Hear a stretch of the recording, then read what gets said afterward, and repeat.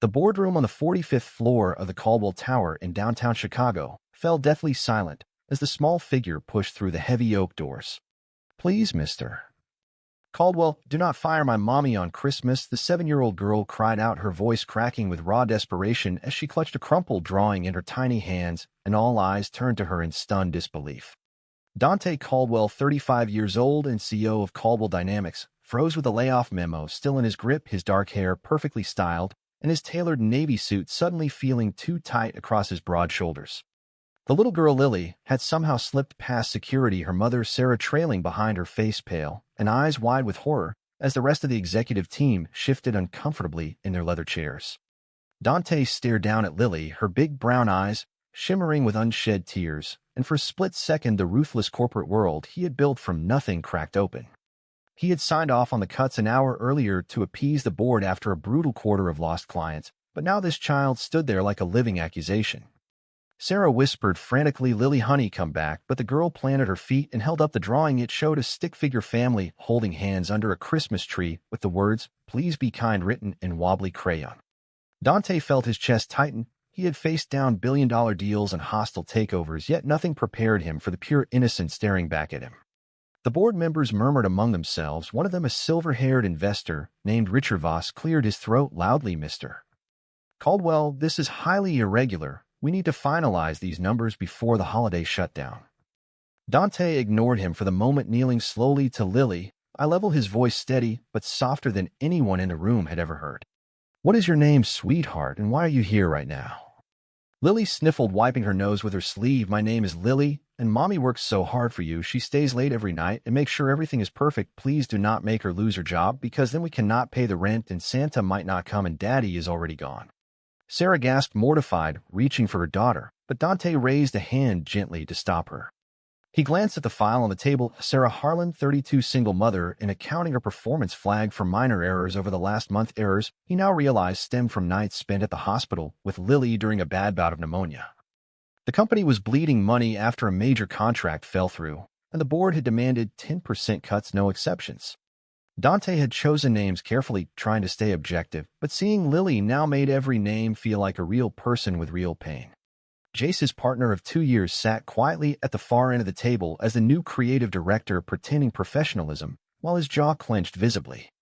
Jace and Dante kept their relationship private at work to shield the company from gossip, but in that moment Jace's eyes met Dante across the room, pleading silently for mercy. Dante stood up slowly, his mind racing through the consequences. Rehiring or sparing Sarah would signal weakness to the investors already whispering about his leadership style and rumored personal life. He turned to the room. "Everyone, this meeting is adjourned for now. I need time to review." Richard Voss stood up sharply. "This is Christmas Eve, Dante, but business does not wait for sentiment. We expect those signatures by morning." Dante nodded curtly, but inside his thoughts churned. He had clawed his way to this corner office from a broken home where his conservative parents barely spoke to him after he came out at 22. Compassion had cost him everything once, and now it threatened the empire he had rebuilt. As Sarah led Lily out, the girl looked back one last time. "Thank you, Mr. Caldwell, for listening," and Dante felt the first crack in his armor widen. Later that evening, in the quiet of his top-floor office, Dante stared at the Chicago skyline blanketed in fresh snow, his phone buzzing with messages from Jace asking if he was okay. The decision loomed like a storm. He could spare Sarah and risk the board revolt, or fire her and live with the guilt of breaking a child's heart on the holiest night. He picked up Lily drawing and traced the crayon lines, knowing that whatever he chose, the price would be steep for everyone involved. The phone rang again, and this time he answered, Jace's voice calm but urgent. "We need to talk about this, Dante. It is not just business anymore, it is us." Dante closed his eyes. The weight of family expectations, his hidden love, and now this innocent plea pressing down harder than ever. He had built walls to survive, but tonight those walls were crumbling, and he wondered if he had the strength to let them fall. Dante left the tower through the private elevator, his mind replaying Lily's plea over and over as the city lights blurred past the glass. He drove his black Mercedes through the snowy streets toward the loft he shared with Jace in the River North neighborhood, the radio playing soft holiday jazz that only heightened the ache in his chest. Jace was already home when Dante arrived, the smell of fresh coffee and pine from the Christmas tree filling the open-plan space with its exposed brick walls and floor-to-ceiling windows overlooking the river. Jace stood by the kitchen island, his athletic frame relaxed in a gray sweater, but his warm brown eyes carried the same tension from the boardroom. "You could have warned me about Sarah's situation," Dante said, dropping his keys on the counter, but his voice lacked real anger. Jace sighed, pouring 2 mugs. "I did not know Lily would storm in like that, but Sarah is my sister, Dante, and she is drowning with medical bills after Lily's illness." The revelation hit Dante like a quiet thunderbolt. He had known Jace's family was complicated, but never connected the dots to the employee he had marked for layoff. They sat on the leather couch, Jace's hand finding Dante's knee in that familiar way that always grounded him. "Remember how we met at the charity gala 2 years ago?" Jace said softly, trying to ease the moment. "You were the keynote speaker talking about innovation with purpose, and I was the nervous designer pitching my portfolio." Dante smiled, faintly recalling the spark that ignited between them during a late-night conversation about authenticity in a world that demanded masks.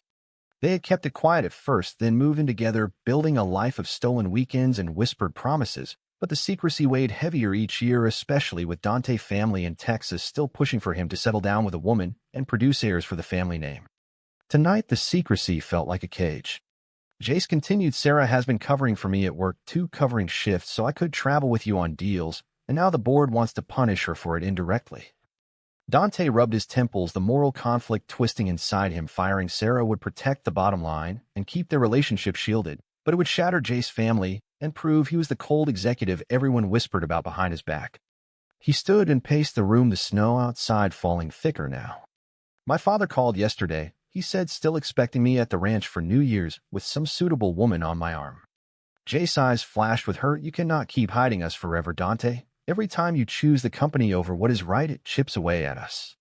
Dante stopped his back to Jace, the internal war raging. He had sacrificed friendships and peace for success after his parents nearly disowned him at 25 when he refused an arranged path.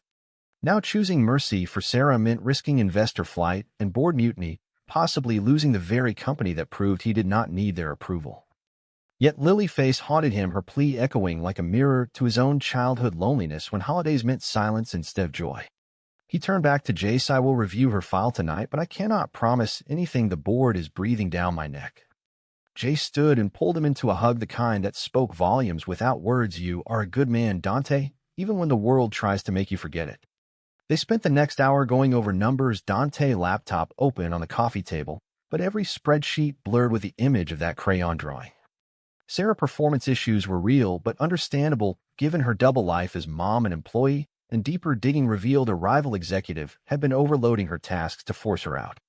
The betrayal within his own ranks stung, deepening Dante's sense of isolation. By midnight, Jace had fallen asleep on the couch, his head on Dante's shoulder, and Dante stared at the twinkling tree lights, wondering how one small girl plea could unravel years of careful control. The decision was not just about one job, it was about who he wanted to be when the lights came on after Christmas, and the cost of that choice felt heavier than any deal he had ever closed. The next morning dawned gray and cold, but Dante was already at his desk before sunrise, reviewing every detail of Sarah's file, the loft quiet except for Jace's soft breathing from the bedroom. He discovered the overload of work had come from Marcus, the head of operations, who had his eye on Sarah's position, and perhaps more subtle campaign of prejudice masked as efficiency reviews. Dante's jaw tightened. This was not just business, it was personal, now tying directly to his own hidden life because Marcus had made snide comments in the past about diversity hires and modern lifestyles. A knock at the loft door pulled him from the screen. Jace's sister Sarah stood, their eyes red-rimmed, holding Lily's hand, the girl still clutching a new drawing, this one of a superhero CEO, saving the day. "Mr. Caldwell, I am so sorry about yesterday," Sarah said, voice trembling. "I tried to stop her, but she sneaked away from the daycare event downstairs." Lily looked up with that same fearless gaze. "You listened yesterday, so I brought you this to say thank you." Dante invited them in the warmth of the loft, contrasting the chill outside, and Jace emerged from the bedroom, surprise turning to concern as he hugged his sister and niece. Over coffee, they talked openly for the first time, Sarah sharing the struggles of raising Lily alone after her ex walked out when medical bills piled up, and how working for Caldwell Dynamics had been her lifeline. Dante listened, the internal conflict sharpening. He had built the company on principles of fairness, yet here he was contemplating the very injustice he claimed to fight. Jace squeezed his hand under the table, a silent reminder of their shared values forged in late-night talks about using success to lift others. But family pressure loomed larger when Dante's phone rang, his mother voice sharp from Texas. "We expect you home for the holidays, Dante. Your father's health is not great, and it is time you thought about legacy, not just profits." Dante ended the call quickly, the old wound reopening. His parents had tolerated his success, but never his truth, and now they dangled guilt like a weapon. Later at the office, Dante called a private meeting with Marcus, confronting him about the task sabotage. Marcus denied it smoothly, but the glint in his eye confirmed the prejudice Dante had long suspected ran through parts of his leadership team. The confrontation left Dante drained, yet resolute. He could not fire Sarah without becoming the monster he feared. Jace met him for lunch in a quiet cafe nearby, their conversation turning to the future. What if we came out publicly, Dante? It might change everything for people like Sarah and Lily. Dante hesitated, the risk of losing key investors who already whispered about his single status, too long, too private, too different. Back at the loft that evening, the three adults and Lily decorated the tree together, Lily, laughter filling the space with a joy Dante had rarely known. Yet beneath it, the moral dilemma burned. Choosing to spare Sarah meant defying the board and potentially his family legacy, while firing her would preserve power, but betray the man Jace loved and the child who saw him as a hero. As night fell, Dante sat alone on the balcony, snow swirling around him, weighing every outcome, the price of compassion clear, and the price of indifference even clearer in the quiet ache of his heart. By midday, the media had caught wind of the boardroom plea, a viral video clip from security camera showing Lily standing bravely before the CEO of Caldwell Dynamics, spreading across social platforms with headlines like "Child pleads for mom job at gay CEO firm." Dante stared at his phone in the conference room. The board gathered for an emergency session, Richard Voss slamming a tablet down. "This kind of publicity is toxic, Dante. It paints us as soft, and your personal life is already under scrutiny." The room buzzed with tension, some members nodding in agreement, others shifting uncomfortably as whispers of Dante's sexuality surfaced again, the unspoken bias that had always circled him like sharks. Jace sat beside him as creative director, offering data on positive public response, the clip generating support from families and advocacy groups, but the investors cared only about numbers. Dante defended the delay in layoffs, pointing out the human cost, but Marcus seized the moment. "We cannot let emotion dictate policy, or we lose the Edgewood merger." The confrontation escalated, Dante standing tall, recounting Sarah's contributions and the sabotage he had uncovered, but the board saw weakness, not justice. Later that afternoon, Sarah was called and her face pale as she faced the group, Lily waiting outside with Jace. Dante's heart pounded, the moral crossroads. Stark, spare her and risk the merger that would save hundreds of jobs, or cut her to secure the future. Sarah spoke quietly, "I understand if I have to go, but please know I have given everything to this company for Lily's sake." Lily peeked through the door, her small voice carrying, "Mr. Caldwell, you are the boss, you can choose kind." The words landed like a gut punch, Dante's internal world fracturing between the ruthless leader he had become and the compassionate man Jace believed in. Family pressure mounted when his father texted a photo of the family ranch with a message, "Legacy starts with choices, son." That evening at home, Jace and Dante argued for the first time in months, Jace's voice rising, "You keep choosing the safe path, and it is killing us slowly. I love you, but I cannot watch you become someone who ignores a child plea." Dante paced, the betrayal from within his company, and now the strain on his relationship pushing him toward a breaking point. He spent the night reviewing contracts, the decision deadline looming at dawn, the weight of societal prejudice, family expectations, and his own past trauma making every option feel like a loss. Yet Lily, drawing on his desk, reminded him that some choices define a man more than any title ever could, and the cost of looking away might be the one he could never pay. The betrayal struck at dawn when an anonymous email hit the board and press, revealing Dante's private relationship with Jace and framing the plea as favoritism tied to personal ties, since Sarah was Jace's sister. Dante's phone exploded with notifications, Marcus likely the source, smiling smugly in the follow-up meeting as investors threatened to pull out. The office buzzed with gossip, the societal prejudice Dante had fought to contain now exploding into open view, colleagues avoiding his gaze or offering pitying looks. Jace confronted Marcus in the hallway, their voices echoing until Dante pulled them apart, the confrontation raw and public for the first time. At home that afternoon, Dante's family arrived unannounced, his parents and brother from Texas, the surprise visit a calculated move after seeing the news. His mother hugged him stiffly, but his father's words cut deep, "This is what happens when you choose that lifestyle, son. Now the company you built is crumbling." Jace stood beside Dante, hand on his shoulder, offering silent strength, but the family dinner that night turned into a battlefield, accusations flying about legacy and normalcy, Lily and Sarah joining quietly, the little girl wide-eyed at the tension. Dante defended his life and his choices, the internal awakening growing as he saw the parallel between his parents' rejection and the boardroom bias. Jace pulled him aside later in the kitchen. We cannot keep paying this price, Dante. Your family will never change unless you stop hiding. The argument between them deepened, Jace accusing Dante of sacrificing their future for an image, while Dante countered with the reality of hundreds of jobs on the line. Betrayal layered upon betrayal as a trusted advisor confirmed Marcus had leaked the relationship to force Dante's hand. That night under the Christmas lights, Lily crawled into Dante's lap with a new card. Thank you for fighting for us. And in that moment, the moral conflict crystallized. He could not fire Sarah without betraying everything he and Jace had built together. The difficulties piled higher: family estrangement, looming investor flight, and the strain on his love, but the awakening stirred a resolve Dante had long suppressed. He kissed Jace's forehead, promising, tomorrow, I make it right no matter the cost. The decision forming amid the snow and the quiet hope in a child's eyes. Christmas Eve morning brought the board ultimatum: sign the layoffs, including Sarah, or lose the merger funding. Dante sat in his office, the city below alive with holiday lights, but his world narrowing to the pen in his hand. Jace arrived with Sarah and Lily, the little girl carrying a small gift for Dante, a keychain shaped like a heart. The confrontation peaked when Marcus burst in demanding action, his words laced with veiled homophobia, until Dante stood and fired him on the spot for the leaks and sabotaged the room, erupting in chaos. Family pressure peaked as his father called again, threatening to disown him publicly if he chose weakness.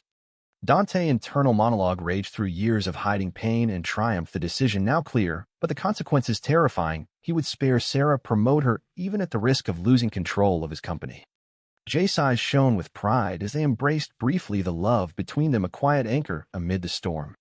Lily hugged her mom, the scene raw with emotion as Dante announced to the remaining team, no one is fired today. We will find another way, the words costing him millions in potential deals but gaining something priceless.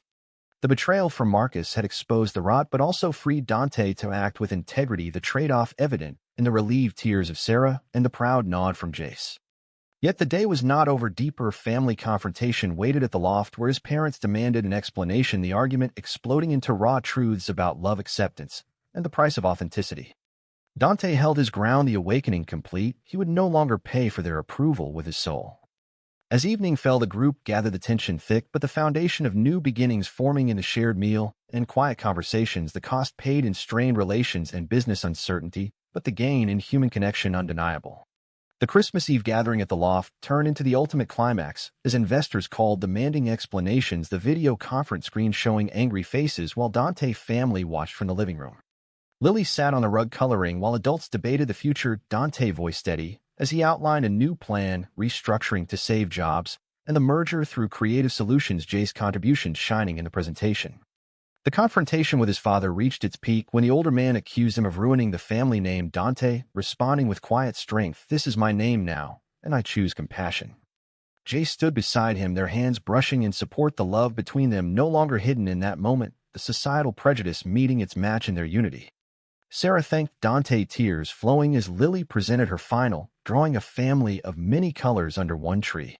The decision finalized: Dante would absorb the financial hit personally to protect the team, the price steep in lost stock value and family ties, but the awakening profound. He had chosen the man he wanted to be.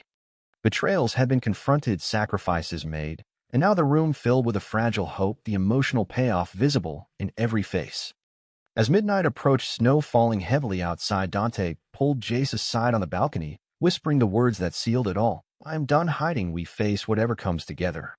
The high point of pain and redemption crested, leaving everyone changed, the cost exacted, but the reward in healed hearts and renewed purpose undeniable. Midnight on Christmas Eve found the loft quiet at last, the decisions made and the tears shed as Dante stood by the window, watching the city celebrate below. Lily slept on the couch, curled under a blanket, Sarah beside her whispering thanks that echoed through the room.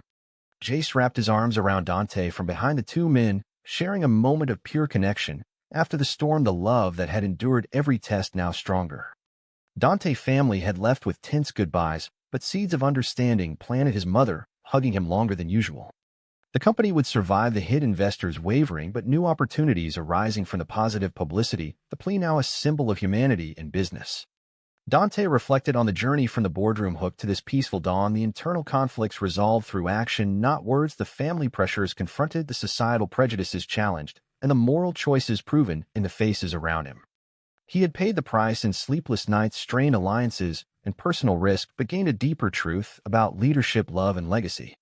As the first light of Christmas touched the snow-covered rooftops, Dante turned to Jace and smiled, the future uncertain but faced together.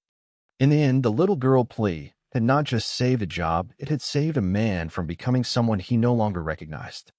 Was Dante's choice to prioritize compassion and love over business success and family approval the right one, or did it prove that in the harsh world of corporate America and personal truth, mercy always demands a price worth paying?